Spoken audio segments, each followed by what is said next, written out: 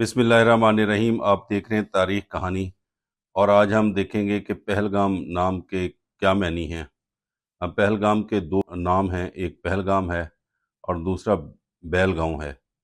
तो पहलगाम जो है वो कश्मीरी दो लफ्ज़ों से मिला है, पहल और गुआम। पहल का मतलब होता है चरवाहा, शेफर्ड, और गुआम का मतलब होता है गांव। तो पहलगाम का मतलब है चरवाहों का गांव। लेकिन उसका दूसरा नाम जो है वो बैलगांव है। बैलगांव इसलिए कहा जाता है कि हिंदू मज़हब के अंदर उनके जो देवता हैं, गॉड हैं, शिवा, वो अमरनाथ के गार में गए थे, और अमरनाथ की गार तक पहुंचने से पहले वो पहलगाम तक अपने बैल के ऊपर सवार होकर आए, जिसका नाम नंदी था, और यहाँ से फिर वो पैदल अमरनाथ की तरफ गए थे।